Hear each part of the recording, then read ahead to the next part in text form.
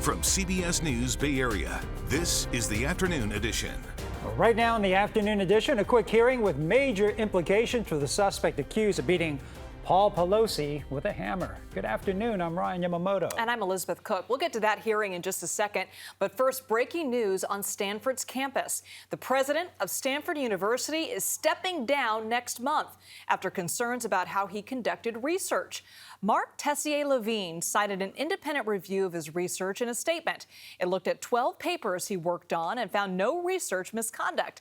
But it did find flaws in papers authored by his lab. He said in his statement, quote, "Stanford is greater than any one of us. It needs a president whose leadership is not hampered by such discussions. I therefore concluded that I should step down before the start of classes." He will, however, stay on as faculty as a biology professor. And new developments from federal court where the suspect in the attack on Nancy Pelosi's husband, Paul, was in court. A judge denied the defense's request to move the trial. David DePape wanted the trial out of San Francisco and in Eureka, Oregon, because of the nature of the highly publicized trial. He has pleaded not guilty to federal charges. Right now, police in San Jose are investigating a deadly pedestrian crash that killed a baby. Police say at around 11:30 last night, a car struck a family walking near the intersection. The mother and her other child were taken to the hospital. They are expected to survive. The driver did stay at the scene, and police believe he is not at fault. Although this is a very traumatic incident, we hope that the positive outcome to this is that people take care as they're driving on the roadways. They follow the rules of the road, that pedestrians are aware of crosswalks, when to cross, when not to cross. Now, this marks the 27th traffic death in San Jose this year.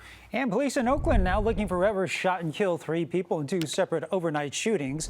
Investigators say just before 1:30 this morning, 2 people were shot and killed on 89th Avenue west of International Boulevard. Just hours later, someone shot and killed a person on 18th Avenue, also near International Boulevard. Police say someone also showed up to a hospital with gunshot wounds, but had no other details about that incident. Looking live right now to Oakland, where Mayor Shane Tao is getting a raise, but it's a lot smaller than what was expected. City Council members voted last night to increase her salary by about $13,000, raising it to $216,000 a year. The mayor asked for the lowest amount possible. She says accepting a smaller pay raise is in the best interest of the city's fiscal health. All right, let's take a quick break and check in with Jess for a look at our weather. And you have a big day coming up on Sunday, and hopefully the weather's going to cooperate. Oh, yeah, that half marathon. Maybe a marathon one day in the future. But for now, let's take a look at that forecast today and how it's actually going to impact us in the next couple days ahead of everyone's run on Sunday. Now, starting off with a live look at the San Francisco area, notice that split. We have the blue sky side and the not so blue sky side. I can't even speak right now, guys. It is cloudy for us along the coast right now. That marine layer is still holding on tight. Current temperatures in San Francisco really range based off if we're seeing sun or not, but for the most part, we're sitting in the 50s, a lot warmer off in our inland areas, where later today, we're going to be topping off in the 90s. Plenty of sunshine for us, but heading into this weekend, another heat dome is beginning to build over our state. This is going to warm us up a lot as high pressure moves its way in. It's going to dry us up too. So as we take a look at certain areas throughout the Bay, 80s today for our friends in Concord quickly turns into triple digits just in time for this weekend. Now that will impact San Francisco too. If you guys are thinking of running this marathon or half marathon this weekend, we're expecting 70s for those daytime highs. We'll have more on that in a bit. For now, over to you. Jess, thanks so much. Well, people in San Francisco's Fillmore district say they have been living with mold, asbestos, and fire damage. This is at the Thomas Payne Apartments. It's an affordable housing complex at the corner of Laguna and Golden Gate Avenue.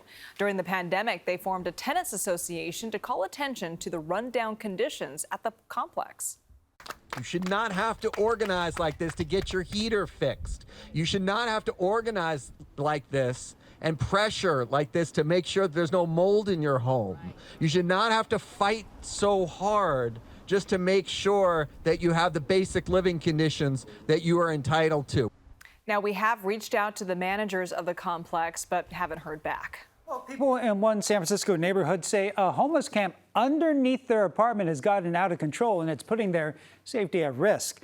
Now people who are trying to get help say they've hit a wall. Leslie Gooden spoke exclusively with the property manager of the apartment complex on Haight Street and one resident who went viral after becoming exhausted from the lack of solutions from officials. This is 155 H Street. It looks like a normal apartment complex in San Francisco.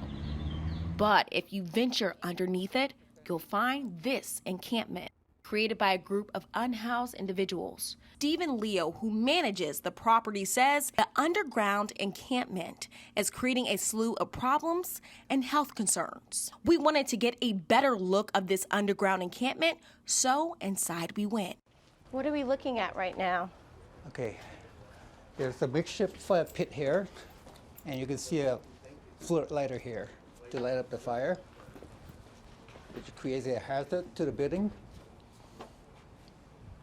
And how long has it been like this? It has been like this for since February of this year.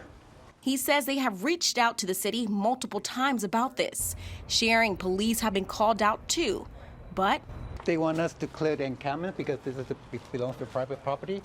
And they're saying because it's not on the public street. Right.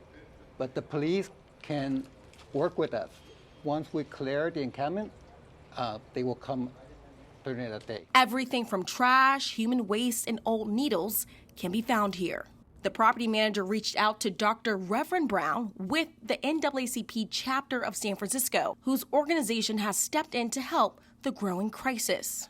A fire happened some weeks ago. This is dangerous. The persons who've been camping out here have gone into his apartment building, threatened his residents, and that just should not be. And Reverend Brown is working with a familiar face. You may remember this viral video from earlier this year of 71-year-old art gallery owner Collier Gwynn, who was so frustrated he sprayed an unhoused woman with a water hose who was camped outside of his business. He was charged with a misdemeanor, facing jail time. And last week, he got a break, striking a deal with the DA to only do community service. I couldn't take it anymore.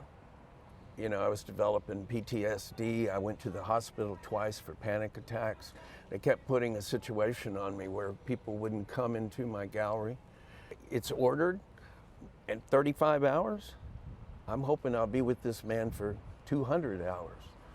During his community service, he will work and learn within different departments of Third Baptist Church regarding social action and justice. And he will assist in crafting a holistic response to homelessness and the displacement of Black people in the city. This represents restorative justice at its best, something that even African Americans and other marginalized persons should receive anyway from our criminal justice system.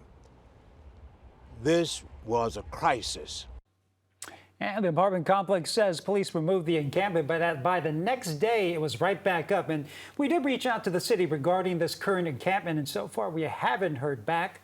The owner of these apartment buildings says next month they plan to install another fence made of iron that will cost nearly $40,000.